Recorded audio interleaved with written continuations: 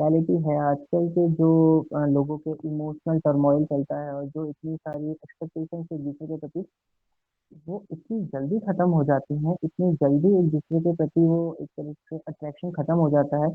ठीक है, रिलेशनशिप में आ जाते हैं, सेक्स हो जाता है, बच्चे हो जाते हैं, सब कुछ होता है, उसके बाद क्या होता है उनका? ठीक है, कोई मन नहीं है, कोई अट्रैक्शन नहीं है, कोई रिस्पॉन्सिबिलिटी नहीं है। जब रिलेशन ही नहीं है तो कोई रिस्पॉन्सिबिलिटी लेगा? एक्चुअली लिव इन रिलेशनशिप में लोग रहते ही इसीलिए हैं ताकि हम रिस्पॉन्सिबिलिटी से दूर भागें। मैरिज, प्रभु जी हमेशा बताते हैं कि मैरिज एक सबसे बड़ी रिस्पॉन्सिबिलिटी है, क्योंकि ये आपकी कमिटमेंट से, आपकी कमिटमेंट को दर्शाता है कि आप कितना कमिटेड हैं किसी पर्सन के लिए, अपने रिलेशन को देने के लिए, रिलेशनशिप में, मैरिज में देने के लिए आप कितना 100% कमिटमेंट कितना है आपका। और उस प्रोसेस के दौरान अगर बच्चा पैदा होता है तो वो दोनों की रिस्पॉन्सिबिलिटी, दोनों क्लेम करेंगे कि हाँ मैं इसका फादर हूँ, मैं इसका मदर हूँ। लेकिन रिलेशनशिप है ही नहीं, लिव इन रिलेशनशिप में मैरिज तो हुआ ही नहीं, तो कोई रिस्पॉन्सिबिलिटी लेना ही नहीं चाहेगा। तो इसलिए सबसे बड़ा जो कारण ये बताया है कि अनवांटेड चाइल्ड ये इसलिए होता है क्योंकि खुलकर नाश हो जाएगा, जो भी धर्मी लोग हैं वो सारे खत्म हो जाएंगे, सारे मारे जाएंगे। तो जो अधर्मी लोग बचेंगे वो क्या करेंगे? स्त्रियों का यूज करेंगे, इलिसिट सेक्स करेंगे। पहले क्या होता था? वर्णाश्रम होता था। वर्णाश्रम में क्या है? वर्णाश्रम बना जैसे दो चीजों से बना, वर्ण और आश्रम। वर्ण की कैटेगरी में चार चार दोनों कैटेगरी में बांटा गया है। वन की कैटेगरी में बांटा गया है इनके ब्राह्मण, क्षत्रिय, वैश्य और शूद्र। अब ब्राह्मण क्या करेंगे? ब्राह्मण को कैटेगरी के आधार में बांटा गया है। जो स्कॉलर्स होते हैं, जो इजीली लिटरेचर्स को पढ़ सकते हैं, इजीली लिटरेचर्स को रिसाइट कर सकते हैं, श्लोक याद कर सकते हैं, वो कहते हैं, उनको वो ब्राह्मण कैटेगरी में आते हैं। अब ये ब्राह्मण और फिर क्षत्रिय, क्षत्रिय क्या करते हैं? वे क्षत्रिय होते थोड़े पावरफुल हैं, ब्राह्मण से थोड़ा सा नीचे कैटेगरी में आते हैं। इधर एक्चुअली कैटेगरी ऊपर नीचे की बात नहीं है, इधर इनका रोल डिफरेंस है। अपन हमेशा मानते हैं कि ब्राह्मण हमेशा ऊपर, शूद्र हमेशा नीचे। नहीं, ये एक्चुअली थोड़ा सा ये हाई रैंक के हिसाब से नहीं होना चाहिए और होता भी नहीं है। ये अपनी मेंटालिटी है कि आगे ठीक है ब्राह्मण हमेशा ऐसा नहीं। प्रभु जी ऐसा बताते हैं कि ये कर्मों के हिसाब से खाली आपको, आप ब्राह्मण कुल में पैदा हुए इसका मतलब ये नहीं कि आप उच्च श्रेष्ठ ब्राह्मण हैं या आपको पदवी दी जाती है, नहीं ऐसा नहीं। आपका एफर्ट होना चाहिए, आपके कर्म डिफाइन होते हैं कि आप किस, मतलब ब्राह्मण हैं, क्षत्रिय हैं, वैश्य हैं, शूद्र हैं। और ये सारे के सारे अपनी जीवन यापन कैसे करते हैं? ब्राह्मण हमेशा कैसे बनाते हैं? भिक्षा से ब्राह्मण हमेशा, भिक्षा लेके हमेशा ब्राह्मण अपना जीवन यापन करता है। क्षत्रिय कैसे करते हैं? टैक्स लेके करते हैं। जो भी टैक्स लेके अपनी रिस्पॉन्सिबिलिटी होती है कि उनको जो निम्न वर्ग के लोग हैं, जो भी राजा के प्रति जो नीचे वाले लोग हैं उनका देखभाल करना, तो उसके लिए वो टैक्स लेते हैं, अपनी रिस्पॉन्सिबिलिटी को संभालने के लिए वो टैक्स लेते हैं। फिर वैश्य आते हैं, वैश्य कैसे आते हैं? वो कमा के करते हैं, वो व्यापार करके करते हैं। और जो शूद्र होते हैं, शूद्र कैसे करते हैं अपना जीवन यापन? वो सेवा करके लोगों की करते हैं, सेवा करके फिर उससे जो धन अर्जित होता है उसको लिए वो उनके अपने जीवन यापन करते हैं। तो अब वर्ण आश्रम में लोग, पहले चलता था वर्ण आश्रम, अभी भी है लेकिन अभी सिर्फ खाली नाम का है, कोई फॉलो नहीं करता, कोई भी फॉलो नहीं करता। ये तरीके से भेड़चाल हो गई है कि इंजीनियरिंग खाली है ना, पहले होता था कि साइंस वाले इंजीनियरिंग करेंगे, एमबीए वाले कॉमर्स करेंगे, लेकिन ये पहले ग्रुप बने हुए थे तो सही होता था। ये पहले सही होता था कि ठीक है साइंस वाले इंजीनियरिंग करेंगे तो आप अपनी फील्ड में जाओ ना। आज ऐसा एमबीए, हर कोई एमबीए कर रहा है, और ये तो इंजीनियरिंग के लिए सबसे बड़ी बात है कि इंजीनियर अपनी इंजीनियरिंग छोड़ के बाकी सब कुछ करता है। ये जो इंजीनियरिंग का जो टाइटल होता है, वो इंजीनियरिंग की डिग्री कभी नहीं लेगा, ले भी लेगा तो खाली उस फील्ड में कभी काम नहीं करेगा, बाकी सारे काम करेगा। आईटी में चल जाएगा, कॉमर्स में चल जाएगा, कभी कभी गेट की प्रिपरेशन भी करेगा, लेकिन वो अपना साइंस इंजीनियरिंग वाला काम कभी नहीं करेगा। और सेम केस फिर कॉमर्स वालों के साथ होता है। कॉमर्स वाले से पढ़ेंगे सब कुछ, ये सब करेंगे, वो सब करेंगे, लास्ट में आके क्या करेंगे? कोडिंग करेंगे, आईटी कंपनी में आके कोडिंग करेंगे। अरे आप इसके लिए नहीं बने हो, आप अकाउंट पढ़ो, टैक्स एंट्री करो, ये सब करो। नहीं, तो वही हो रहा है। पहले क्या होता था? सबके स्किल्स और सबके ना ड्यूटीज डिवाइड थी कि ब्राह्मण को श्लोक पढ़ने हैं, रिसाइट करने हैं, ये सब काम करना है। तो अब एक इंसान जिसकी जो क्वालिटी है, वही वाले एग्जाम्पल जो मैंने मूवी में जो ये देखा था, थ्री इडियट्स में आपने सुना था कि लता मंगेशकर अगर क्रिकेट खेलती तो वो क्या उतना एक्सेल कर पाती क्या उस चीज को? या सचिन तेंदुलकर गाना गाता तो क्या कर पाता था क्या? नहीं कर पाता। जो जिसका टैलेंट है वो उसी टैलेंट में अगर फील्ड में आगे जाएगा तो ज्यादा अच्छा कर पाएगा ना। तो ब्राह्मण जब बने ही अपने इसके लिए हैं, उनका टैलेंट ये है कि वो स्क्रिप्चर्स को अच्छे से पढ़ें, अच्छे से याद करें, श्लोकास को रिसाइट करें और दीक्षा मान के अपना जीवन यापन करें। लेकिन नहीं, वो अनवांटेड क्या ना क्षत्रिय बनने जाएंगे और है ना व्यापार करने जाएंगे, तो फिर सारा जो भगवान का जो सिस्टम है वो तो इधर का उधर ही हो जाएगा। तो वो हो भी नहीं पाएगा। क्यों नहीं हो पाएगा? जैसे इसमें एक श्लोक में मैंने किसी का सुन रहा था, प्रभु जी का, तो उनमें एक बहुत अच्छा सा एग्जाम्पल भी दिया था कि जैसे ब्राह्मण है, अब उसका जो काम है, जो जिसका काम है, वो अगर उस पेस से कर रहा है, अपनी स्किल और टैलेंट से कर रहा है, तो वो काम अच्छी एफिशिएंसी से कर पाएगा। अच्छी एफिशिएंसी से कर पाएगा तो वो काम काम को कम टाइम में अच्छा काम करके जो बचा हुआ टाइम है वो अपनी भक्ति में लगा पाएगा, ज्यादा फ्रस्ट्रेटेड नहीं रहेगा। अगर एक आज नॉर्मल सा इंसान है जो 9 to 5 जॉब करता है, वो 9 to 5 जॉब खत्म करके जो उसका बचा कुचा टाइम है अपनी फैमिली को देकर और कृष्णा को दे सकता है, तो वो एक हैप्पी लाइफ जी सकता है। लेकिन अगर वो बोले कि नहीं, मैं अपनी 9 to 5 जॉब करने के बाद एक्स्ट्रा ओवर टाइम करूंगा, ये करूंगा, वो करूंगा, ना फैमिली को रिस्पॉन्सिबिलिटी दे पाएगा, ना कृष्णा की भक्ति कर पाएगा, और ना जीवन यापन अच्छे से कर पाएगा। मतलब हाथ में तो कुछ नहीं आएगा, और जो उसके हाथ में है, वो भी चला जाएगा। तो यही सीधी सी बात है कि आजकल वर्णाश्रम को कोई फॉलो नहीं कर रहा, सिर्फ नाम का है, फॉलो कोई भी नहीं कर रहा। और इसी का वर्णाश्रम को कोई फॉलो नहीं कर रहा, तो उसकी वजह से बहुत सारी दिक्कतें पैदा हो रही हैं। अब जैसे इसका सीधा सा एग्जांपल है कि जैसे लेडीज है, अब लेडीज हैं, जैसे मैंने ऊपर बताया कि इलिसिट सेक्स होगा, अनवांटेड चाइल्ड होंगे, तो लेडीज भी तो बोल सकती हैं, लेडीज क्वेश्चन कर सकती हैं कि भाई हम ही क्यों है ना, क्या कहते हैं उसको, सेफ्टी मेजर प्रिकॉशन करें। क्योंकि लेडीज को बोला जाता है कि आप कोमल, आपका मन कोमल है, आप चंचल है, तो आपको थोड़ा सा बाउंड्री में रहना चाहिए, किसी की गाइडेंस में रहना चाहिए। लेकिन यहाँ पे लेडीज बोल सकती है कि अच्छा आप जेंट्स को मना करें ना, आप बॉयज को मना करें ना, हमें ना देखें, हमें ना छेड़ें, हमें ही क्यों करें, हमें ही सारी कंट्रोल क्यों रखा है हमारे ऊपर। आप बॉयज को भी तो बोल सकते हैं, ये भी तो कर सकते हैं। तो इसका एक छोटा सा एग्जाम्पल ये भी था, क्योंकि एक ये भी था कि अब जैसे कोरोना वायरस फैल गया है, ठीक है ना, मतलब जब फैला था कोरोना वायरस, तो अब कोरोना वायरस को अगर मैं इस टर्म में, ऐसा अब कोई बहुत सारा अगर जैसे आप इस वे में अदर वे में मत लेना ना, खाली एग्जाम्पल के लिए मतलब, कोरोना वायरस अगर सपोज करो बॉयज है, ठीक है ना, कोरोना वायरस अगर बॉयज है, और प्रोटेक्शन जो है अपनी तरीके से जो अपना क्या कहते हैं उसको, जो अपने को सबको लग रही थी, क्या कहते हैं उसको, बूस्टर डोजेस लग रहे थे, वो गर्ल्स है। तो गर्ल्स अगर कोई ऐसा तो नहीं कर सकता कि भाई मैं तो बाहर जाऊंगा, आप कोरोना वायरस को बोलो ना कि मुझे मेरे पे अटैक ना करे। अब मेरे पे अटैक ना करे, आप उस पर्टिकुलर कोरोना वायरस को अपन रोक नहीं सकते। तो जो अनवांटेड, जो दूषित लोग हैं, जो अधर्मी लोग हैं, यहाँ पे सारी बात अधर्मी लोगों की हो रही है, कि सारे बॉयज एक तरह की कैटेगरी के नहीं होते, कुछ एक जगह प्रभु, कुछ राहुल प्रभु जैसे भी होते हैं जो अच्छे होते हैं। तो लेकिन सारे के सारे मतलब इधर जो दूषित अधर्मी लोग हैं उनको अपन कंट्रोल नहीं कर, उनको अपन कंट्रोल नहीं कर सकते। तो ये गर्ल्स की, ये लेडीज की, ये अच्छे लोगों की रिस्पॉन्सिबिलिटी है कि वो अपने आप को उस कीचड़ से, उस गंदे लोगों से बचाए। और इस शास्त्रों में क्लियरली क्या कहा गया है कि जो स्त्री के साथ बदतमीजी करता है, जो स्त्री का जो दुर्व्यवहार करता है, वो सीधा सीधा रिस्पॉन्सिबल होता है उसके कुल के नाश का। जो स्त्री से बदतमीजी करेगा, जो स्त्री का अपमान करेगा, उसका कुल नाश होगा ही होगा। क्लासिक एग्जाम्पल है द्रौपदी का। द्रौपदी का जो उनके साथ बदतमीजी करी, पूरा कुल नाश हुआ, पूरा का पूरा कुल नाश हुआ। माता सीता के साथ बदतमीजी हुई, पूरा का पूरा कुल नाश हुआ। रावण सिर्फ अकेला नहीं मरा था, उसका पूरा का पूरा डायनेस्टी खत्म हुआ। ऐसे भी बोल सकते हैं कि द्रौपदी के साथ तो दुर्योधन और दुशासन ने बदतमीजी करी, तो सिर्फ उन दोनों को ही मिलना चाहिए? नहीं, शास्त्र में क्लियरली स्टेट है कि स्त्री के साथ बदतमीजी करने से कुल का नाश हो जाता है। और ये हम लाइव एग्जाम्पल देख भी रहे हैं, दो क्लासिक एग्जाम्पल हमने देखे भी, कि द्रौपदी का और माता सीता का। तो इसीलिए स्त्रियां यही नहीं बोल सकती कि आप मर्दों को रोको, नहीं, क्योंकि वो धर्मी लोग नहीं है। अपन जो एक धर्म के प्रति जागरूक हो, धर्मी लोग हो, उनको हम समझा सकते हैं कि आप ये काम अधर्म वाला करें।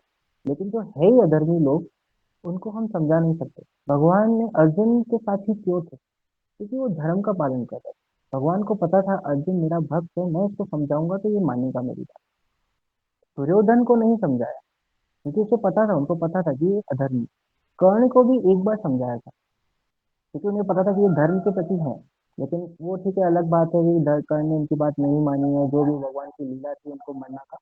लेकिन वही वाली बात है कि अधर्मी को समझाया नहीं जा सकता। जैसे आज प्रभु जी की क्लास में अपन वही बात कर रहे थे, आज लोग डिस्कस हुआ था जो, कि भगवत गीता का प्रचार भी उसी को करना चाहिए जो समझे बात, जो कृष्ण से एटलीस्ट घृणा ना करे। तो कृष्ण से घृणा कर रहा है, उसको समझाने का कोई मतलब नहीं, अपन उसकी ईगो को बूस्ट ही करेंगे। तो ये सारे तर्क देता है अर्जुन भगवान को अपने पॉइंट रखने के लिए कि भाई आतताइयों का वध तो करो लेकिन मेरे रिलेटिव्स हैं, ग्रीडी लोगों को मारो लेकिन हम तो अच्छे लोग हैं, हम तो लोभी नहीं है, हम क्यों युद्ध करें। कुल का नाश हो जाएगा, ठीक है। कुल का नाश होने के साथ कुल अधर्म में पड़ जाएगा, स्त्रियां दूषित हो जाएंगी, उसके बाद अनवांटेड चाइल्ड भी, जो आज का श्लोक था कि इलिसिट सेक्स करने के बाद अनवांटेड चाइल्ड भी हो जाएंगे। फिर अर्जुन अपने पॉइंट को और स्ट्रॉन्ग करने के लिए बोलता है कि जब स्त्रियां दूषित हो जाती हैं, एक्चुअली क्या होता है, दूषित स्त्रियां अवांछित चाइल्ड होते क्या है, अवांछित बच्चे क्या है, मतलब ऐसा नहीं कि जो सिर्फ इलिसिट सेक्स से पैदा हुए बच्चे, इलिसिट सेक्स से बच्चे पैदा हुए, उनमें क्या गुण होते हैं, एक्चुअली गुण कुछ नहीं होते, वो तमोगुण और रजोगुण से भरे हुए होते हैं, इसलिए उनको अवांछित बच्चे बोला जाता है। तो एक शास्त्र के अनुसार विधि विधान के बाद मैरिज करके जो बच्चे पैदा होते हैं, वो उस स्टेज में सतोगुण से बच्चे होते हैं। कि अगर आप रिस्पॉन्सिबिलिटी शादी करके बच्चे पैदा करेंगे तो वो सतोगुण वाले, लेकिन जो लिविंग रिलेशनशिप में जो बच्चे पैदा होंगे वो हमेशा तमोगुण और रजोगुण से भरे रहो। तमोगुण और रजोगुण से बच्चे पैदा हुए बच्चे अनवांटेड अनुवांछित इसलिए क्योंकि वो धर्म का पालन कभी नहीं करेंगे, धर्म का पालन वो कभी नहीं करते।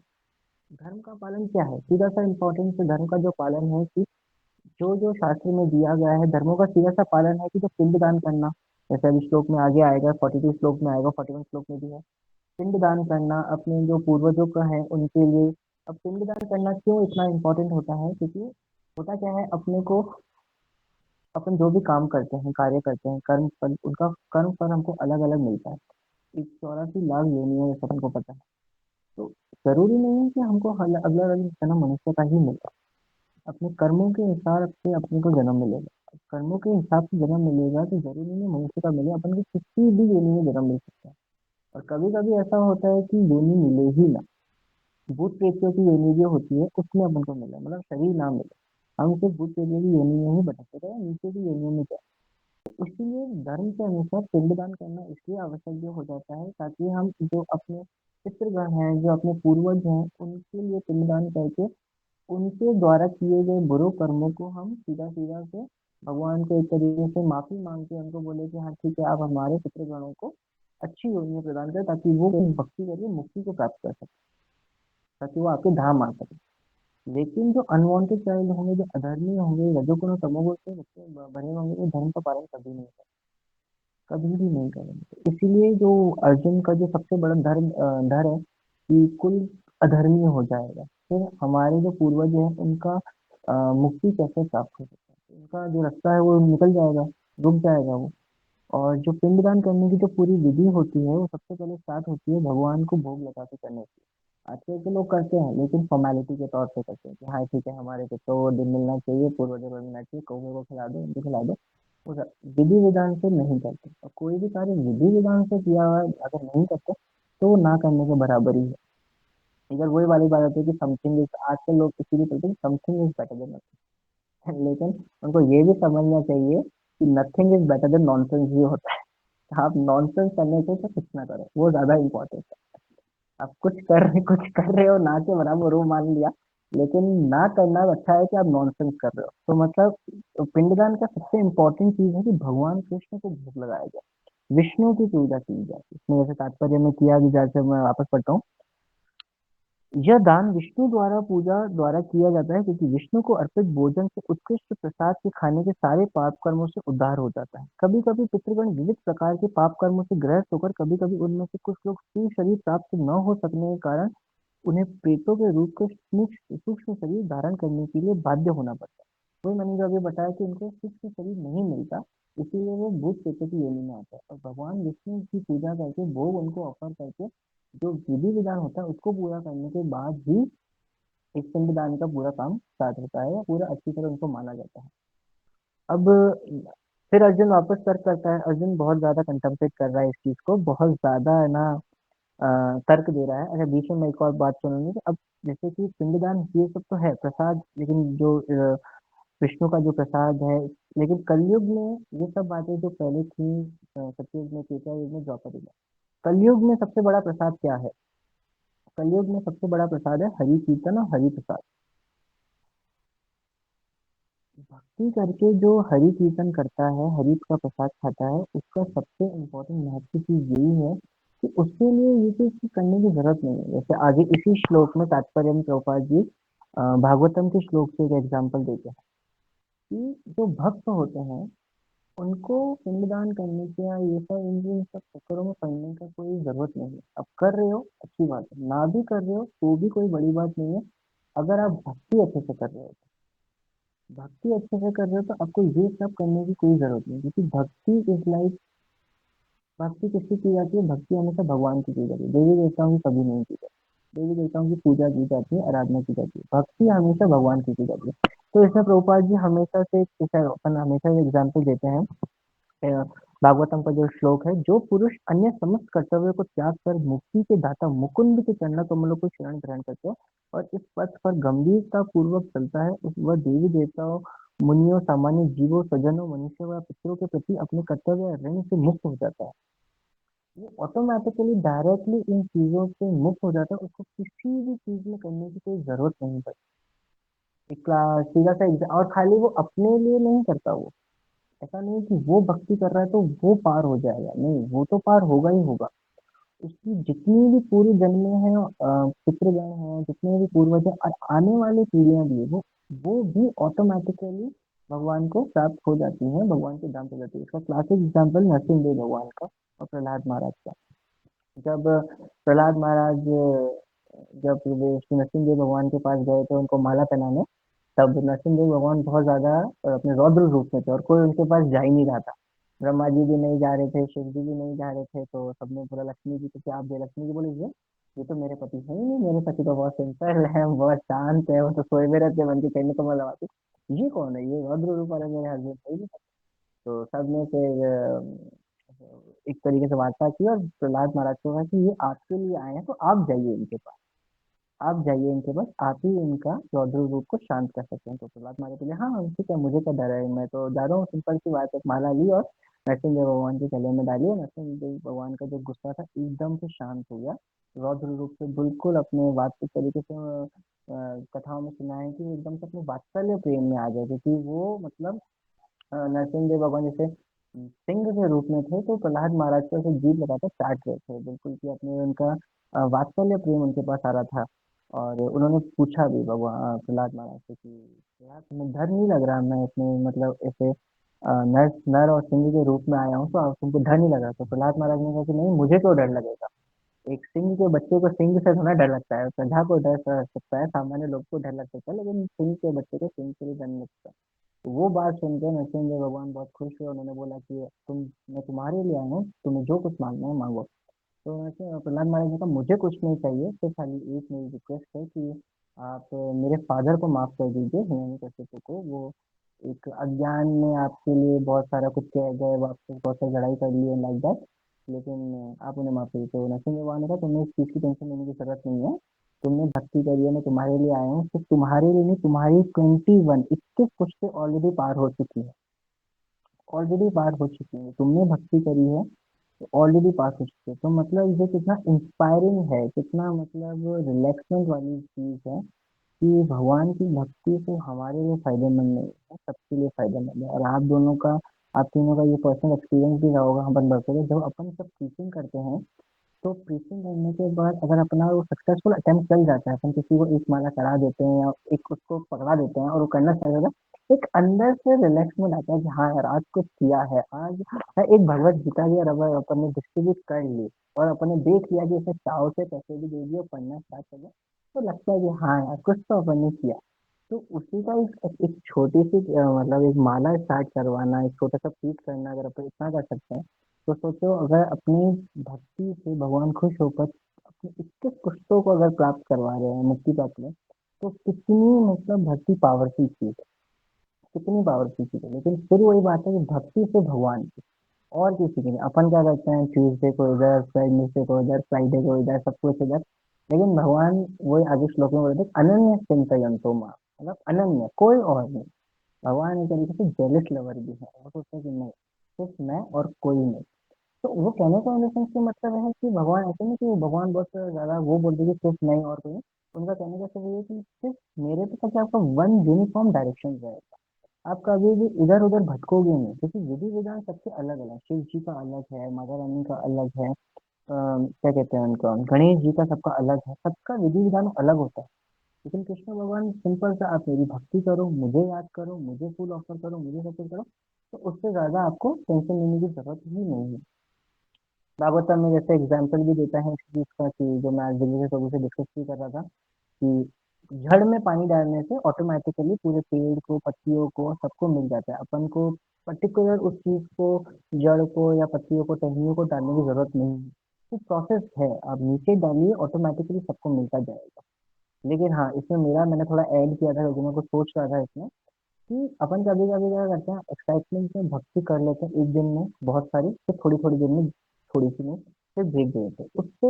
एग्जाम्पल इसका इसी का ही दे सकते हैं, कि जैसे अपन बाहर जा रहे हैं कभी, और अपन ने घर में एक पौधा लगाया, तो एक दिन में अगर मैं उसमें 10 बाल्टी पानी डाल दूँ, और अगले 6 दिन पानी ना डालूं, और मैंने सोचा कि यार मैंने तो 10 दिन पानी डाल दिया था, छह छह दिन पानी ना डालूं, एवरी संडे अगर मैं खाली पानी डालता रहूं, तो क्या लगता है वो पौधा जीवित रहेगा? एक दिन, मैं वापस बात करता हूँ, एक दिन अगर मैं कंटिन्यूसली उसको 10 बाल्टी पानी डाल दूं, 6 दिन मैं उसको पानी ना डालूं, फिर अगले संडे में उसमें वापस 10 लीटर पानी डाल दूं, 10 बाल्टी पानी डाल दूं, वापस 6 दिन ना डालूं, तो क्या लगता है वो उसी स्पीड से ग्रो करेगा पौधा, जो नॉर्मल रोज एक बाल्टी डालने से ग्रो करता है? वो नहीं करेगा। वो जिस स्पीड से ग्रो करना चाहिए, वो उस चीज से ग्रो नहीं करेगा। तो अपन क्या करते हैं, भक्ति करते हैं, लेकिन ब्रेक्स में करते हैं। एक दिन बहुत ज्यादा कर ली, संडे फीस्ट भी अटेंड कर लिया, सुबह भागवतम क्लास भी अटेंड कर ली, मंगला आरती भी अटेंड कर ली, सिक्सटीन राउंड भी कर लिए, और टीचिंग भी कर ली, डांस भी कर लिया, कीर्तन भी कर लिया, सब कुछ कर लिया, हियरिंग भी कर ली। बाकी 6 डेज कुछ भी नहीं किया, 2 माला पे अटेंड किया, न क्लास गए, न हियरिंग करी, न प्रभु जी के दर्शन किए, न भक्तों के साथ बात करी, कुछ भी नहीं किया। फिर वापस आ गया, आज तो संडे है, वापस 16 माला करी, भागवत क्लास करी, ये करी, वो करी, वो करी। हाँ ठीक है, वही वाली बात है, something is better than nothing, लेकिन ये ज्यादा ग्रो नहीं करेगा, ये ज्यादा वो पौधा मर जाएगा। आप उसको नियमित रूप से, अगर 2 माला भी कर रहे हो, तो 2 माला नियमित रूप से करिए, लेकिन एक कंसिस्टेंट वे में करिए, तो उसकी हैबिट हो जाएगी। तो वही वाली बात है, कि जो भगवान बोलते हैं कि मेरी भक्ति करो, ऐसा नहीं कि भगवान किसी से जेलस है कि उसकी मत करो, नहीं, भगवान बोलते हैं कि सब मेरे अंदर ही है। देवी देवताओं की भक्ति करने से भी हमें भगवान की, देवी देवताओं की पूजा करने से भी हमें भगवान ही मिले। हमें देवी देवताओं को ये मानना चाहिए कि हमें भगवान की भक्ति प्राप्त करनी है। शिव जी को सबसे बड़े वैष्णव माना जाता है, तो हम उनकी पूजा करके उनसे ये मांग जाते हैं कि हमें सबसे भक्ति प्रदान करिए, हमें कृष्ण के निकट जाना है, कृष्ण की भक्ति करनी है। तो वही है इस श्लोक का जो पूरा का सार था, कि अर्जुन अपने पॉइंट्स रखता है, कि मुझे इतने इतने अपने, कि कुल का नाश हो जाएगा, स्त्रियां दूषित हो जाएंगी, ये सब हो जाएगा, धर्म विनष्ट हो जाएगा। तो लास्ट में वही प्रभुपाद अपने तात्पर्य में समझाते हैं, कि आप भक्ति करिए, आपको इतना सोचने की जरूरत नहीं है। आप सिर्फ अगर कृष्ण भगवान की भक्ति करेंगे, हरि कीर्तन करेंगे, हरि प्रसाद खाएंगे, कलयुग में यही सबसे बड़ी भक्ति है। इस भक्ति में करेंगे तो आपको कुछ और सोचने की जरूरत नहीं है। जो आप इन पूर्वजों के पिंडदान के बारे में सोच रहे हैं, ये परेशान कर रहे हैं, उस सबसे मैं आपको फ्री करूंगा। सिर्फ आपको ही नहीं करूंगा, आपकी 21 पीढ़ियों को भी मैं फ्री कर दूंगा। तो ये आगे भगवान बताएंगे, कृष्णा उनको, प्रभुपाद जी ने पहले ही बता दिया तात्पर्य में। कृष्णा ये सब बातें उनको आगे बताएंगे, और कृष्णा अर्जुन के जितने भी जो डाउट्स हैं वो क्लियर करेंगे। तो बस यहीं पे ही मैं क्लास को एंड करता हूँ। किसी का कोई भी क्वेश्चन हो, कोई भी डाउट हो, कोई भी क्वेरी हो, कोई भी जिज्ञासा हो इस श्लोक को लेकर, आप किसी श्लोक को लेकर, तो पूछ सकते हैं।